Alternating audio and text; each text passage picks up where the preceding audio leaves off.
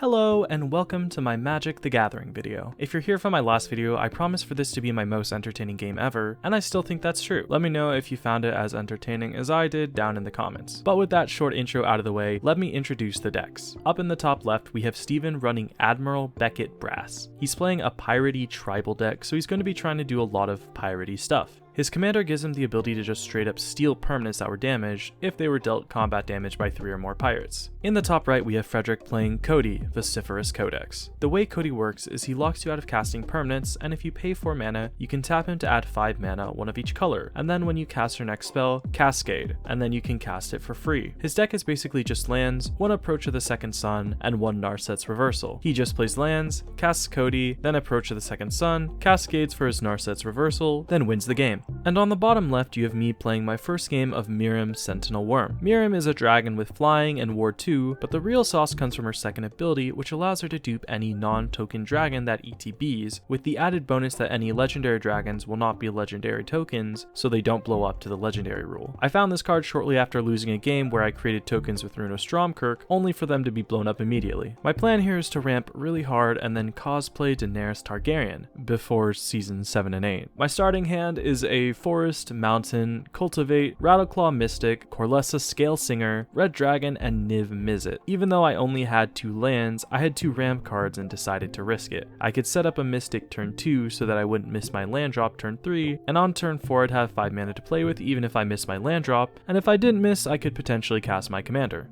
So I take turn 1, and according to Steven, the turn 1 player actually draws, so I do that. I've never done that in any game ever, and it sounds wrong, but that's what he said, and I wasn't about to give up free card draw. I end up drawing Spitflame. Like I said, this is my first game with MIIRYM, and I didn't look over the deck list that hard, so I'm not 100% certain how much interaction I actually have. I've lost to Freddy's Cody combo before, so I really just want revenge. In my mind, Spitflame will set him back at least 1 or 2 turns if he ever tries to combo. My only goal for this game is to screw up Freddy's play. His deck literally only has that 1 combo, so I desperately want to stop it and then swing at his face. One other thing you should notice before I play my land drop is Freddy only has 1 card in his hand. He mulliganed to the maximum. I play my forest for turn, Freddy plays a deserted beach, Steven plays a foreboding ruins, revealing a swamp so it enters untapped. I draw Fires of Yavimaya, play a mountain, then tap 2 to play Rattleclaw Mystic. MIIRYM is a tricolor commander, and I've mostly played colorless or dual color decks, so I want to make sure I can cast my commander ASAP, and the Mystic fixes my current lack of islands. Freddy unsurprisingly plays an island, then passes the turn. Steven plays a mountain, then taps 2 to play the Fathom Fleet Captain. It doesn't have any overwhelming effects, but if he starts to stack multiple menace tokens, it can get a little problematic for me. I draw a Cryptic Gateway and realized this is huge. I could cheat out a dragon with the Gateway, copy it with MIIRYM, then immediately use those 2 dragons to cheat out another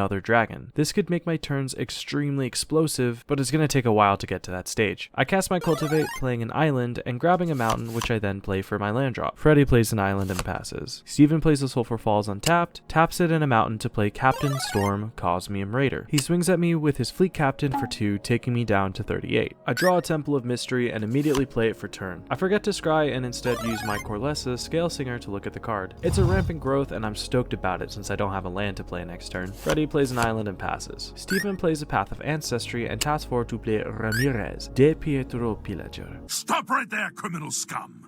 Nobody breaks the law on my watch! Alright, as I'm sure many of you may have noticed, this was an illegal play. Steven played his Path of Ancestry untapped, even though the card clearly says to play it tapped. Without this mana, he would not have been able to play Ramirez this turn. Unfortunately, not a single one of us caught this and it goes through. There was no malicious intent here or anything, just simply some unobservant players. Anyways, I just wanted to point this out, as I only noticed this when I was editing and didn't address it in the script. Enjoy the rest of the video. Ramirez's effect shocks Steven for 2 and gives him 2 treasure tokens. The 2 treasures trigger his Captain Storm, making his Storm and Fleet Captain 3/3 and 3/2 respectively. He swings at Freddy with Captain Storm and me with the Fleet Captain, with both of us taking 3. I go down to 35 and Freddy goes down to 37. His Ramirez triggers exiling a plains from Freddy and my rampant growth. I was very upset about this because I forgot his Fleet Captain had Menace, so in my mind I could block him and keep my rampant growth. I was very much depending on that growth, but instead he gets to play it and uses it to grab a swamp.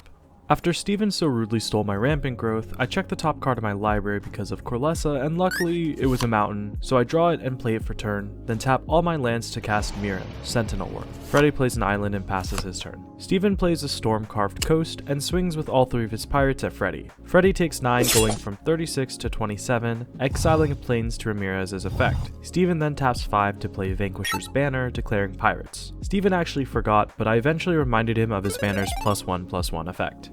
I draw a Tyrant's Familiar, and without a land drop, I know I gotta start getting dragons on board ASAP. I have mana to deal with Freddy's combo if he has his sun, but Steven's board is too strong. I need to start duping dragons quickly before his pirates get out of hand. Remember, my whole goal here is to let Freddy start comboing. Yeah, Steven and I could just beat him down before he gets even close to Cody, but I really want to stop his play before bashing his face in. So my whole goal here is to leave the 3 mana open to play the Split Flame, but because of Steven's board, I need to spend some time building up my own board. I tap 6 to play the Red Dragon and dupe it with MIIRYM. Both Red Dragons get their ETB effects, dealing 8 damage to Freddy and Steven, taking Freddy to 19 and Steven to 30. I swing at him for 7 with my MIIRYM and Corlessa, taking him down to 23. Steven remembers his banner triggers his Captain Storm and puts the counter on his Fleet Captain, making it a 4/3. Freddy plays a Plains and ends his turn. Steven taps 3 to play a Forerunner of the Coalition, and reveals a Coercive Recruiter, then tops it due to Forerunner's ETB effect. He plays a Swamp for turn, and I remind him of his banner, so he buffs up his pirate, then swings at me with his Fleet Captain.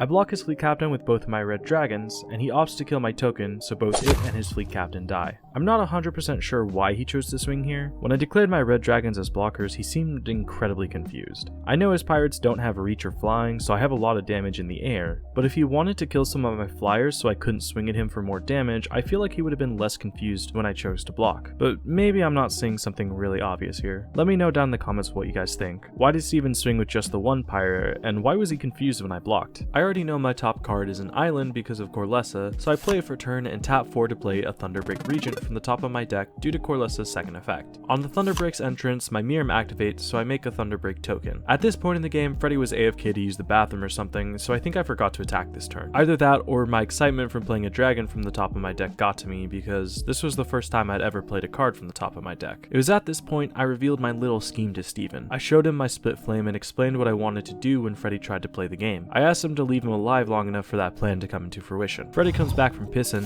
plays an island, and passes his turn. Steven taps for 5 and plays a Coercive Recruiter, stealing my MIIRYM, giving it haste, and turning it into a 7/7 Pirate Dragon Spirit. His Forerunner triggers off of the Recruiter, taking Freddy and I down to 18 and 34. He then swings MIIRYM at me and Captain Storm at Freddy, taking us down further to 27 and 14. Now I have to point out a little error here. MIIRYM has Ward 2, meaning Steven's Coercive Recruiter should have been countered. He has open mana to pay for the ward, but doesn't end up spending it, and later uses it for a counterspell. The reason I forgot about MIIRYM's ward is because, in my mind, MIIRYM is just a dragon duper. That's the most powerful and impactful part of her kit, so the ward just kinda slipped my mind. Steven takes 6 damage from targeting my MIIRYM due to Thunderbreak Regent, taking him to 17. On Ramirez's trigger, Freddy exiles a plane, and I exile Sarkhan Unbroken. After Sarkhan is exiled, I look at the top card of my library, and it's a Tarko, World Render. Unfortunately, I can't cast her, so I'll just end up drawing her next turn. I get back MIIRYM, draw the Atarka, and peek at my top card, and it's the instant spell Return to Nature, meaning next turn I can destroy his banner. I tap 4 mana to play Fires of the Yavimaya because I'm thinking I can knock Steven out this turn. Freddy has 7 mana, which means I have to start leaving mana open for my Spit Flame. I still very much want to counter Freddy, leaving him with no options while I Daenerys on him, but Steven's ability to steal my dragons, combined with the fact that his pirates were starting to get big, made me think it was time for the final act. I only have 5 mana open, which isn't enough for my Atarka, but I still have the Gateway. If I manage to get out Atarka while she's hasted under the Yavimaya, that's enough double striking flyers to end the game. I tap the last of my mana to play Cryptic Gateway, and then I tap Thunderbreak and Corlessa to cast Atarka World Render from my hand. In response, Steven taps the last of his 3 mana to play Chaos Warp. I was devastated. I felt like I had just been Ash Blossomed. I had gambled the last 5 of my mana, giving up all protection against Freddy's instant kill combo, to try and swing for game, only to lose my Gateway, tap 2 of my creatures, and just reveal a Return to Nature. But then I reread the card. You see, I read Chaos Warp like this. The owner of target permanent reveals the top card of their library, and if it's a permanent, put it onto the battlefield. Then shuffle target permanent into their library. But that's not what Chaos Warp says. Chaos Warp requires you to shuffle before you reveal. So my shitty instant spell isn't what I'm revealing. I shuffled my gateway back into my deck and then used my Corlessa's effect to check on the card. Steven's board was scaring me at this point. He still had 3 cards in hand and his pirates were getting out of control extremely quickly. Not to mention every pirate he casts lets him steal one of my creatures for a turn. This next card could really decide the fate of the game. I'm in a very commanding position, but Steven can steal my cards and Freddy only needs potentially 2 more turns to win. And I had wasted all my mana trying to cheat out a game-ending play. I really needed something to solidify my control over the game. And I didn't get that card.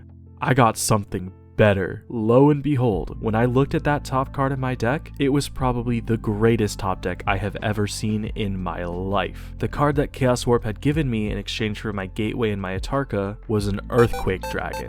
15 mana, 10/10, flying, trample, and because of the Yavimaya, hasted. I don't think I can physically recreate the sound that came out of my mouth when I saw the top deck, but I think this clip comes somewhat close. I played my Earthquake Dragon, duped it with MIIRYM, and decided to give Steven the ultimate karmic beatdown. I swung at him with both of my Earthquake Dragons for 20 damage. He had no flyers, no reachers, no mana, and no hope. I then swung at Freddy with my MIIRYM, Red Dragon, and Thunderbreak Regent for 14 damage.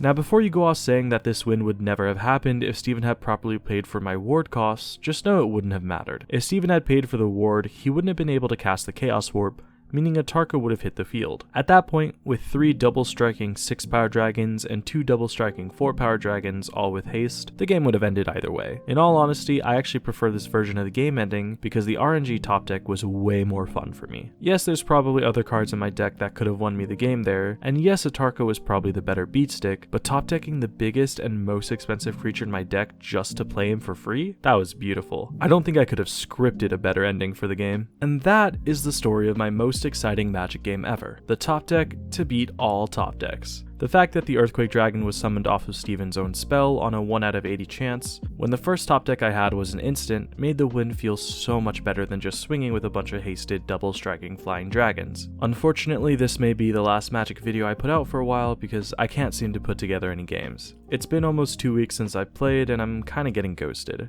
I'm not super into playing with random people because I'm newer to the game and I really just like playing Magic with people I know. It makes the game more special if you're playing within your own little pod, and I don't really care for the idea of just playing with randoms you'll never see again. It kinda sucks because this deck is only one of like 15 decks that I wanted to try out, but that's just how the cookie crumbles. Anywho's, that's all I got for you today. If you enjoyed, be sure to let me know by liking and commenting your favorite part of the video. If you want to see more Magic games, absolutely comment and I'll try to make them happen, but you know, no promises. Oh, also leave a comment about the editing style if you will. I tried something different and I want to know how you liked it. Anyways, that's it. That's all I got. As always, I thank you for your time and have a wonderful day. I want it bad, that won't ever change. Yeah, sometimes I'm mad, sometimes I'm okay. Yeah, I know I'll have what I want someday. I need my space now so I can